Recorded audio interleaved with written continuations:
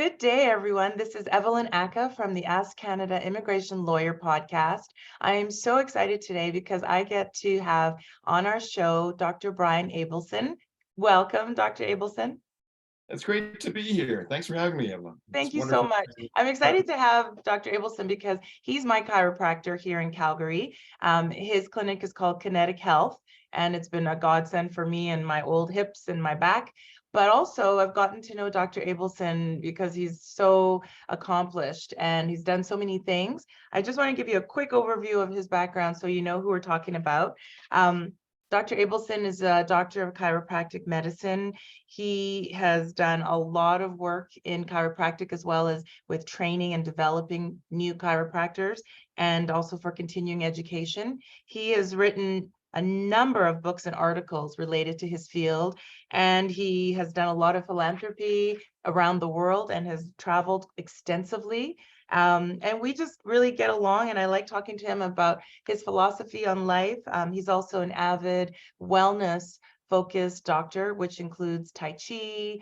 He has his YouTube channel, and there's lots more to learn photography, but I'd like to just welcome you, Dr. Abelson, for starting our new year off, January 2023, on a positive wellness focus. I totally agree that we need to bring some positivity into the conversation. Yeah. Considering that everything going on in the world that people have a tendency to forget, we still live in an incredible world, incredible environment, and there's so much that we need to explore and share. Well, I'd love to ask you to start our conversation.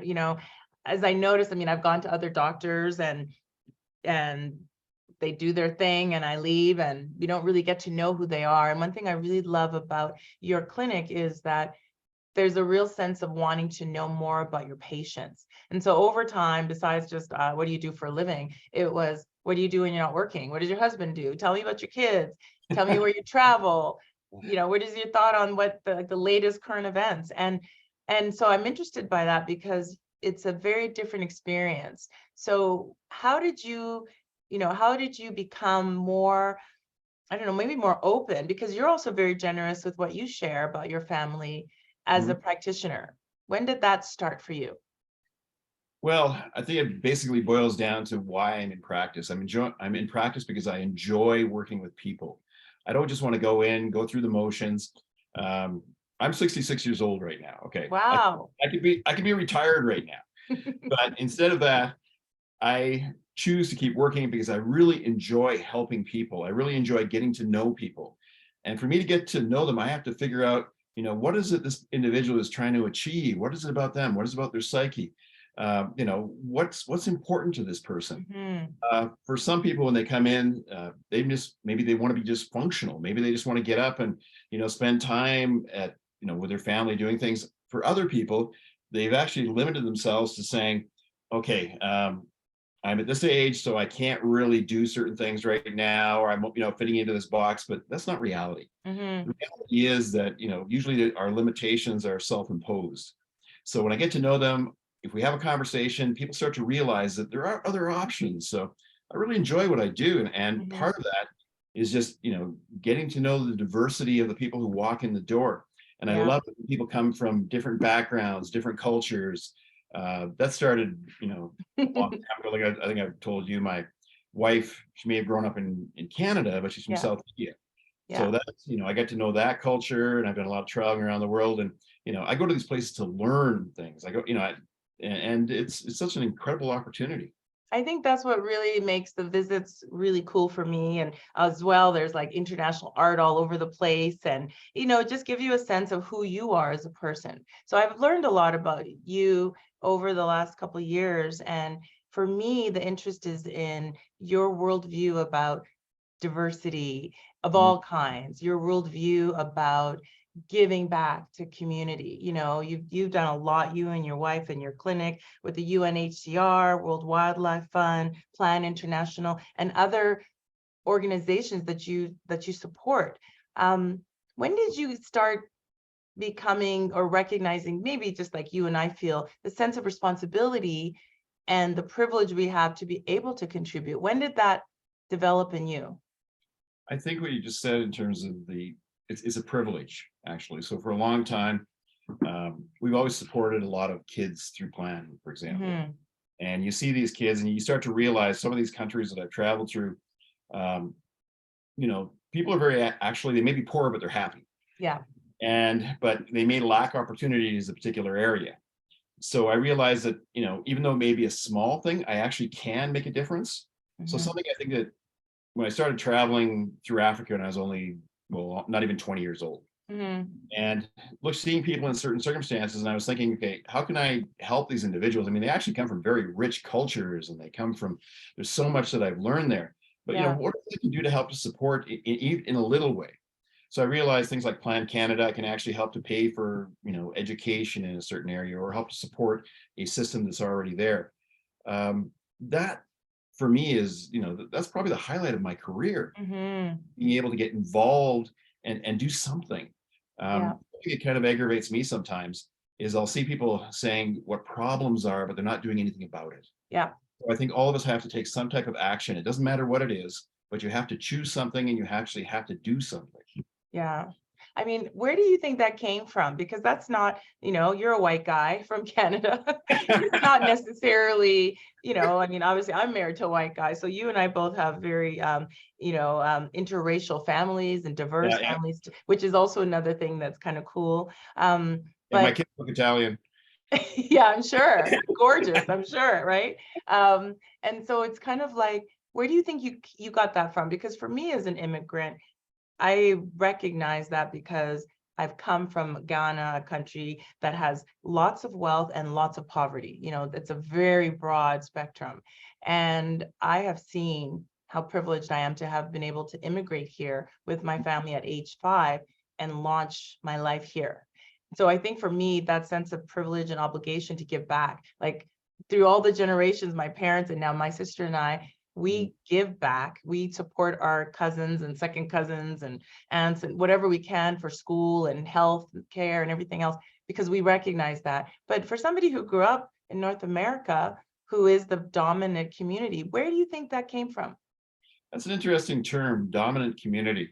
I've always had the perspective that we have a lot of different parts, but the whole is always much strong, not just stronger, but greater than these smaller aspects. And we look at Canada, and a long time ago, I realized we are a very diverse population made up of sections from all over the world. My grandparents came from Norway and Sweden, homesteaded in Alberta. My dad was born in a sod hut.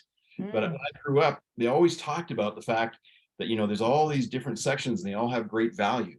So maybe I just grew up in a home that, you're right, I am a white guy from Canada, but I was also exposed to open ideas Yeah. at a fairly young age in terms of respect, but not just about, I don't like this idea of tolerating cultures. Let's celebrate. No, Let's embracing them. there's so Yeah. much to learn. And, even at the age that I have, my current age here, I realize that there's so much more that I can learn and share. And, it's just, it's kind of ingrained in my I blood. love it. I mean, I think this is why you're so active, and that's why you're still working, because you want to, like, it's that sense of curiosity.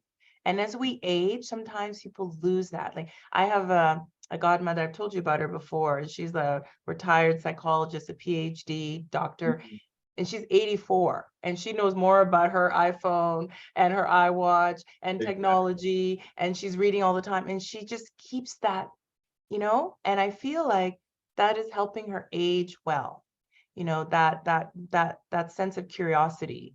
So when you've traveled, what was it about traveling that really caught you, that got you interested in, when you were young at 20 years old, to go to Africa? That's not a typical, experience. They go to Europe, or, you go to Latin America. Where was that interest for you?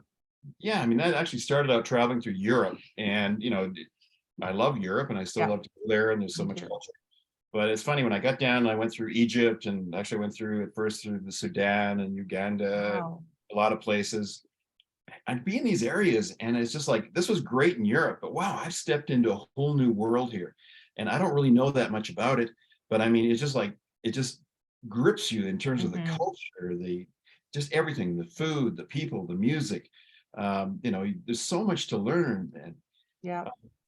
And right now too, actually in a couple of weeks here, my wife and I are heading down to Chile and Argentina. Oh, wow. And when I look at that area down there, I haven't been to Chile before, and I'm really looking forward to it. The more you explore, like in the north, the Atacama Desert, you're talking about, this is an area where the Quechua, the Incas went through, and they created this massive tract of 16,000 kilometers of trails. And, and I'm like, I didn't really Wow. know much about this area. I mean, there's so much to learn. I mean, Yeah. yes, you go down to Patagonia and people say, okay, so you're gonna go down and join some hiking group. Actually, my wife and I know we're gonna actually go down and do a bunch of trails down there and hike. And Mhm. well, aren't you afraid of this? I'm like, afraid of what? Yeah. Yeah. It's a You know? curiosity. I think Yeah. what I love too is that, when you travel, you have the experience of being the other. Do you know what I mean? Like there's something about, I remember when I took my kids to Ghana for the first time, they were Mhm. like, my son said, I've only seen 4 white people in 3 weeks. And it was their first experience of being embedded in a Mhm. predominantly Black community, which Yeah. they don't have the opportunity, on a Mhm. regular basis. So I think you going to these countries, you probably gain a real sensitivity because you also are looked at differently. People notice you, you Totally. know, Yeah. you had blonde hair, before it turned gray. White hair. And you become very much, wow, look at that person. But you also experience being the other. Tell me about that experience. Do you know what I mean by that? Actually, it's interesting you mentioned that, because one of the things my wife talks about is when she actually goes to certain areas, she will stand out Yes. here, but then Yeah. she goes there and it's like, okay, she's not standing out at all. It's like, this is just the norm. And Mm-hmm. it has opened my eyes to the fact that, our perceptions and how we are perceived in certain environments. And it's kind of nice, because somebody will be looking and say, this person here, but you sit down with them and start talking about things, and obviously you show respect to their culture, Yeah. and you start to ask them questions about things, and they are so happy to share everything with you. Yeah. And I think that really taught me, how to be a little more open with people. Yeah. No, I think it's a wonderful thing. I mean, you bring that to the practice, and but for me, as I'm getting older, and another year is coming, and So I if you're think old, if you're getting older than I'm, like you're age. getting better. You're getting better.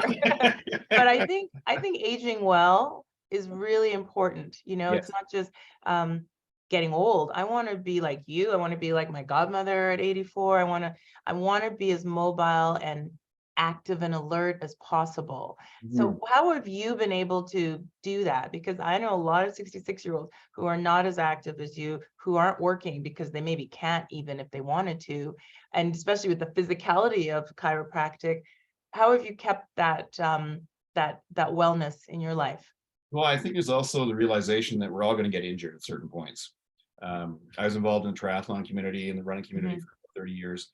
And so I had a lot of different injuries over a period of time, but you rehab them, you get stronger, you move on. And quite often, these things don't have to affect you. And you kind of carry that forward in terms of the aging process. Mhm.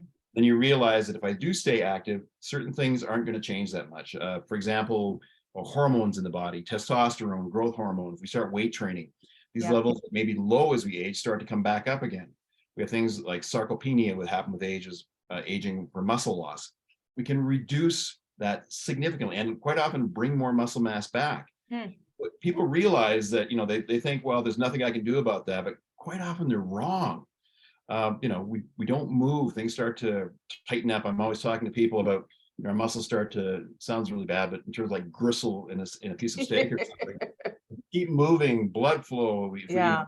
do cardiovascular stuff, it really has a massive effect on the aging process.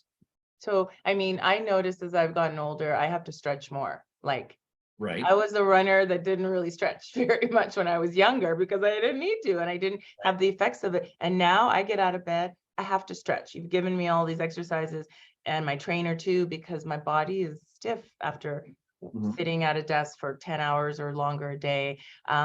So in terms of like you're thinking as we age, obviously diet is important, but weight training is Weight significant. training. It's, Yeah. it's, it's not, it's not one thing. It's Yeah. getting out. The Well, whole first thing. of all, when it comes to exercise, find something you really enjoy doing. Hmm. My wife loves to dance. Good. Getting out and dancing, that's Yeah. great for plasticity, it's great for balance, it's great for cardiovascular stuff. But you're right, the weight training there. When we teach, I teach Tai Chi, Yeah. showing people in terms of balance, one leg, and people say, well, what kind of effect does this have on individuals? And I try and actually show practitioners some of the exercises here, and then they kind of like, is this something I really want to be doing? And then you start looking back at the research. I love combining art and science. Mhm. You look at the science behind that, and you go, okay, through MRI studies and nerve conduction tests and stuff, we realize that people who do Tai Chi, they actually have the same tactile sensitivity as a person who reads Braille. So, Wow. so when let's say you're a practitioner and then you're palpating somebody, you're going to have a real good sense in terms of what's going on there. And so somebody says, well, okay, I haven't done this ever, but it doesn't matter what the age is. You can get stronger, you can get faster, you can get better balance. You Mhm. can actually improve your nervous system. I mean, there's so much that can be done It as, can be done. I was talking about, I hope that when I get to a certain point in my life, I just kind of slide into base and I'm gone, but I'm still active the whole time. Yeah, I hear you. I want to age well. And I think when we talk about, I love the discussions we have because they make me really think about, everything from donating to charity, the things I'm involved with immigration. And we talk a lot about immigration and what we're seeing in the politics of life. What are your views generally about, about Canada and the fact that we are such a diverse community and we do need more people? We are aging population. Oh, totally. Yeah. I think it's very exciting. Actually, I was looking over one of your videos there, Oh, and fairly recent one, and they were you're talking about, is it 500,000 new immigrants they're going to be bringing in? And I yes. think it's great. I think it's Yes. really good. I think we need the more, the better, and from diverse areas. Yes. It's really important. And I Yeah. think it brings strength. It's like, a similar idea when I'm treating people. I teach a program called MSR, Motion Specific Release. It's not a technique. What it is a treatment system where I bring in multiple modalities, Hmm. and basically I can achieve better results by combining different perspectives. And I look at, our society as a whole, the more immigrants we get, the more perspectives we have, the stronger our society is. Yeah. Basically, we're going to have a much larger identity. I think the danger quite often in life is having a very small identity, Yeah. a lot of power. Hmm. We have to expand our perspectives on life. I And really agree with that.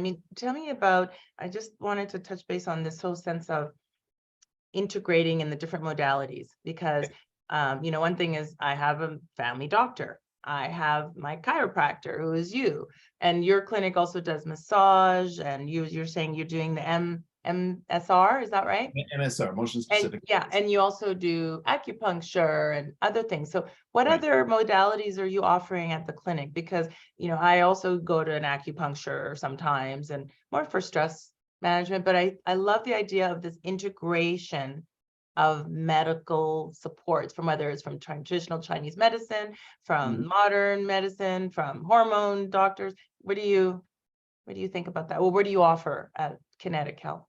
Well, our primary focus is musculoskeletal care. Of course, when we're going through stuff, sometimes people will come in and, for example, let's say they have sleep apnea and they're not sleeping Mhm. enough. I'm going to refer out to somebody who deals specifically with that, or somebody may be under stress or anxiety.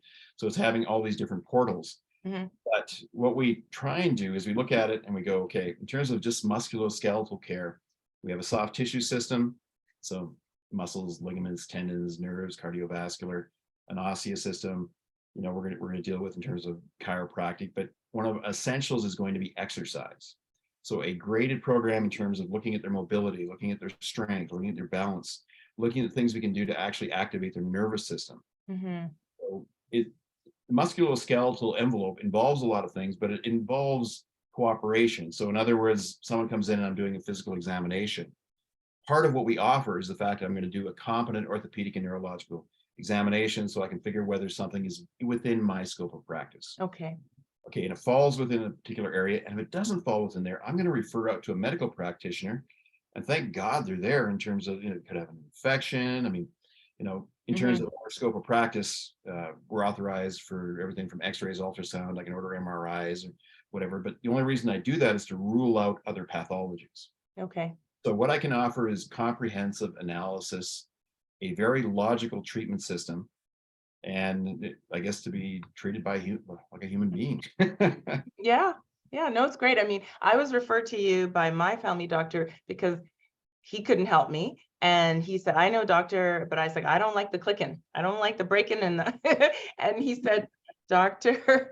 Abelson is not just one of those people who comes crack you and leaves you. He's looking at more. And that's been my experience. And so, what I really have appreciated is it feels more holistic. It doesn't feel like come in out the door. It's talking about the exercises. You have tons of videos, which I also love is that you've embraced technology, like well before probably many of your colleagues have done with your YouTube channel and teaching Tai Chi, and everything's online.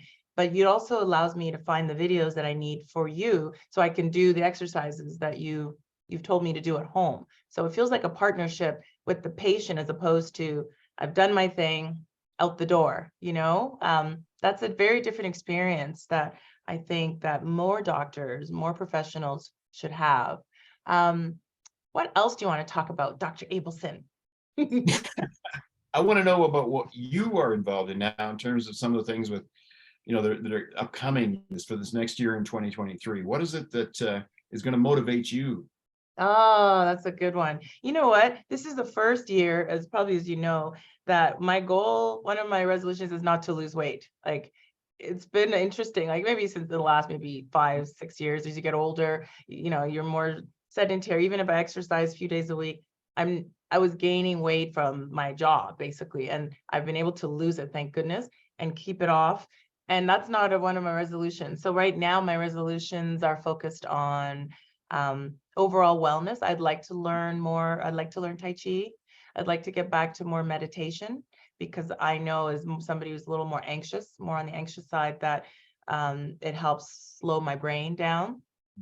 And one of my plans is to take my daughter to Ghana this summer, just the two of us, and have a really special mom and daughter trip, which will be really helpful for her as well to kind of see where she came from. But lots of questions that come up. So, we're dealing with those things.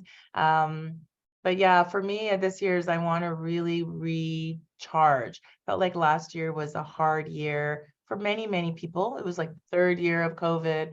And I think it just felt like it was extending and extending. And yes, we still want to stay safe and healthy, but I want to try to enjoy it more. So I've got my calendars up on my walls here in the office on my big glass doors. And my plan is to put in place breaks and rests to recharge. Yeah. Excellent. Excellent. Mm-hmm. I think we're doing a similar thing in terms of taking certain times and doing traveling. And, yeah. Basically I'm looking at it and I'm going, okay, my wife and I are healthy right now. We have opportunities to do things. I feel very privileged to be able to do these things. Mm-hmm. We need to get out and explore even more of the world. Yes. I need to really, get in and see some balance in everything that I'm doing, spend more time with the positive things. And you're right, for a lot of people, it's been very difficult over the last few years. Yeah. I won't deny that there has been challenges at certain points, but that's okay. That's okay. I mean, I'm looking forward to this next year. I think there'll be great opportunities for engagement with our world. I think so too. Yeah, I think so too. And I think you've been a big part of my health journey. And, I just think looking at other ways to take care of yourself. And so when we talk about wellness, I mean, I really encourage, we have like a Saturday post we put on our site, Ackah Law site, that's about kind of a motivational Saturday. It's just some words of encouragement because we all need it. It's nothing to do with law. It's just kind of like, keep on keeping on. You can do it. And they're all different images and stuff. But I feel like we all need that little push to focus on the positive and what we have, as opposed to all the things we may think we don't have, and so that's what I'm hoping as a part of my wellness journey, is to continue to give back, but also not to extend myself too much, overextend, because that leads to burnout and all those things I've experienced in the past, where you're just running from meeting to meeting and charity to charity. I've had to really, bring it in a little and think about my health. And so I'm hoping that all of our listeners will focus on staying healthy and their wellness journey, and that they'll reach out for supports in any way, whether it's psychologists, therapists, chiropractors, massage, anything that helps them feel better is what I hope for everybody here. Absolutely. Absolutely. Well, I'd love to thank you so much, Dr. Abelson, for giving me this time. I know you have a YouTube channel. What's it called? How can people Well, find you? they either find under Dr. Abelson or Kinetic Health. Okay, Probably the easiest way to find it there. great. And is your Tai Chi online as well? If you actually go to my YouTube channel, you'll find a playlist. And I think I've got about 50 videos on there. I can Wow. take you right through a short form, wide variety of things there. And once in a while, I actually do teach classes in person. Wow, novel thing after the last. Wow. Let me know when you are, because I would love it in person. I just, when you're watching a video and trying to do it, you never know, but it's a great reference point. So for sure, I hope that people. Thank you, Evelyn, for having me on. I really appreciate it. It's so nice to talk to you. It's always It's lovely to talk to you. I really appreciate it. Thank you so much, Dr. Abelson. And we'll put all the details of your channel and your website for Kinetic Health. For those in Calgary and in the Alberta region, I would highly recommend Dr. Abelson. He's my partner in health, and I look forward to our next podcast. Thanks so much for joining us on the Ask Canada Immigration Lawyer podcast. Have a great day. Bye. Bye now.